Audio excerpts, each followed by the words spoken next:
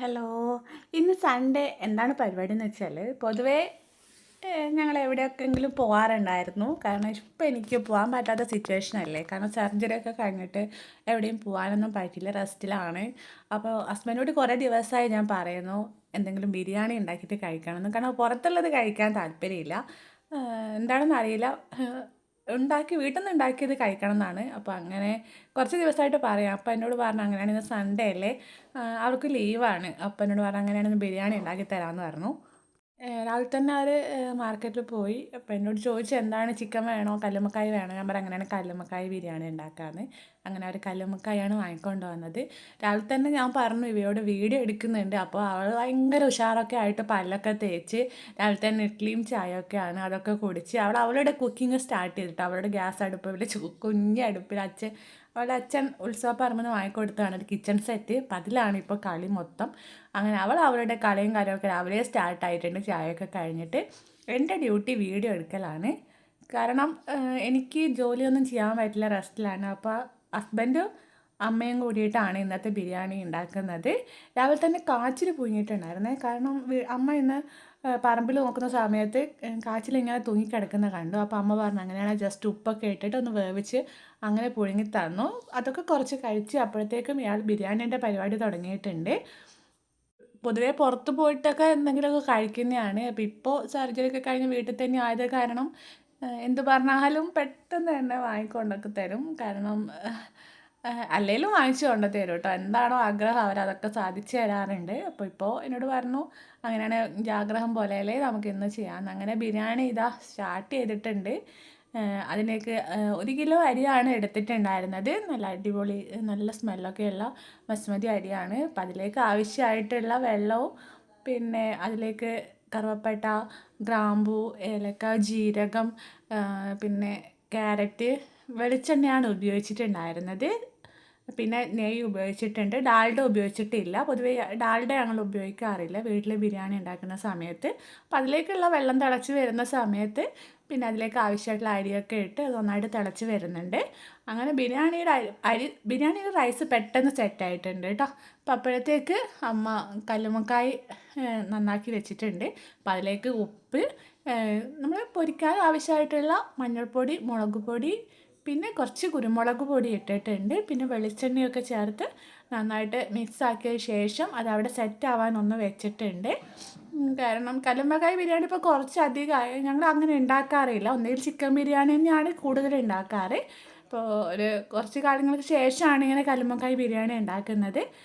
എന്തായാലും ഹസ്ബൻഡ് ഉണ്ടാക്കുന്നതല്ല, നന്നായിട്ട് ഞാൻ പൊക്കി വെച്ചിട്ടുണ്ട്. അപ്പോൾ എന്തായാലും ബിരിയാണി എന്നോട് പറയും എൻ്റെ ബിരിയാണി അടിപൊളിയാണ്. പക്ഷേ ബിരിയാണി ആവാറുണ്ട്. അപ്പോൾ അതിലേക്ക് ആദ്യമായിട്ട് വെളിച്ചെണ്ണ ഒഴിച്ചിട്ട് പിന്നെ കുറച്ച് നമ്മൾ ബിരിയാണിയുടെ മുകളിലേക്ക് വേണ്ടിയിട്ട് ഉള്ളി ചെറുതായിട്ട് സ്ലൈസാക്കി അരിയല്ലോ. അപ്പോൾ ആദ്യം അത് വറുത്ത് വെച്ചു. പിന്നെ അണ്ടിപ്പരിപ്പും മുന്തിരിയും കൂടിയും നന്നായിട്ട് വറുത്ത് കോരി വെച്ചിട്ടുണ്ട്. പിന്നെ അതിലേക്ക് നമുക്ക് കല്ലുമ്മക്കായ് സെറ്റാക്കി നേരത്തെ വെച്ചിട്ടുണ്ടായിരുന്നല്ലോ, അത് ജസ്റ്റ് ഒരു പകുതി പൊരിക്കാൻ വേണ്ടിയിട്ട് മാറ്റി വെച്ചിട്ടുണ്ട്. പകുതി ഫുള്ളായിട്ട് പൊരിക്കണില്ല, കുറച്ചൊരു പകുതി അങ്ങനെ വറുത്ത് കോരി വെച്ചിട്ടുണ്ട്. പിന്നെ അതേ വെളിച്ചെണ്ണയിലേക്ക് കുറച്ചുകൂടി വെളിച്ചെണ്ണയൊക്കെ ഒഴിച്ചിട്ട് ഉള്ളി വറുത്തു. കാരണം മസാലയ്ക്ക് വേണ്ടിയിട്ടാണ്.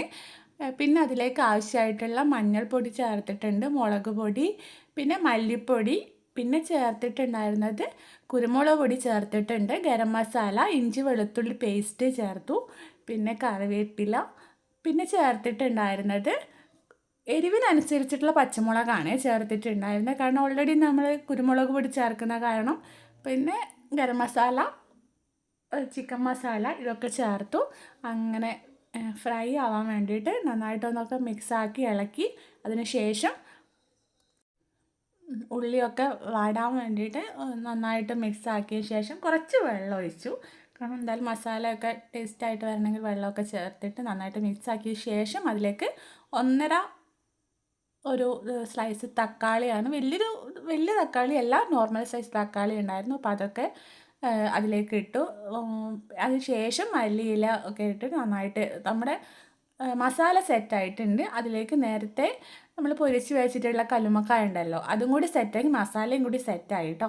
അപ്പോൾ ഇതാ ബിരിയാണിയുടെ ലാസ്റ്റ് പണിയിലേക്കാണ്. അതിന് മുകളിലേക്ക് നമുക്ക് നേരത്തെ സ്ലൈസാക്കി ചെറുതാക്കി അടിച്ചിട്ടുണ്ടായിരുന്ന ഉള്ളി ഉണ്ടായിരുന്നില്ല, അത് വറുത്തിട്ടുണ്ടായിരുന്നു. അപ്പോൾ അത് ഇട്ടു. അതിൻ്റെ മുകളിലേക്ക് അണ്ടിപ്പരിപ്പും മുന്തിരി ഇട്ടു. പിന്നെ നല്ല പൈനാപ്പിൾ ഉണ്ടായിരുന്നു, മധുരമുള്ളത്. അപ്പോൾ അത് കൂടി ഇട്ട് കഴിഞ്ഞാൽ ടേസ്റ്റ് അധികമായിരിക്കുമല്ലോ, അപ്പോൾ അതും കൂടി ചേർത്തു.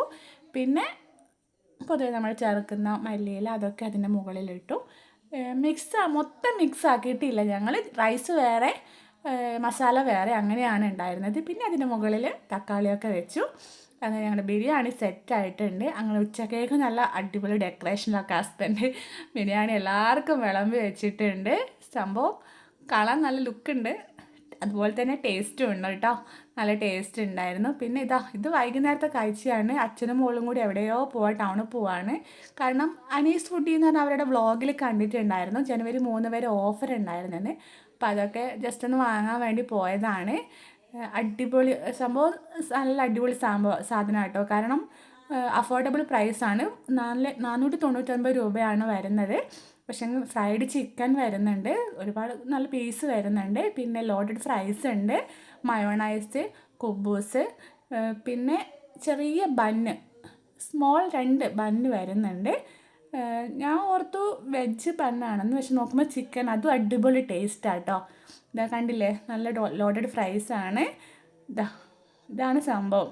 സത്യം പറഞ്ഞാൽ ഹസ്ബൻഡ് പറഞ്ഞു നല്ല ഓഫറാണെന്ന്. കാരണം ഇത് ഞാൻ ഇൻസ്റ്റയിൽ ഞാൻ കണ്ടിട്ടുണ്ടായിരുന്ന പേജ് അനീസ് ഫുഡി എന്ന് പറഞ്ഞാൽ അവരുടെ പേജിൽ നിന്ന് കണ്ടതാണ്. അപ്പോൾ അങ്ങനെ ഓർഡർ കൊടുത്തതാണ്. നല്ല അത്യാവശ്യം ക്വാണ്ടിറ്റിയും കാര്യങ്ങളൊക്കെ ഉണ്ട്, ടേസ്റ്റാണ്. അതുപോലെ തന്നെ അതിന് 99 രൂപീസിന് ഒരു കേക്കിൻ്റെ ഒരു സെറ്റും ഉണ്ട് കേട്ടോ, അതും കൂടി ഞങ്ങൾ വാങ്ങിച്ചിട്ടുണ്ടായിരുന്നു.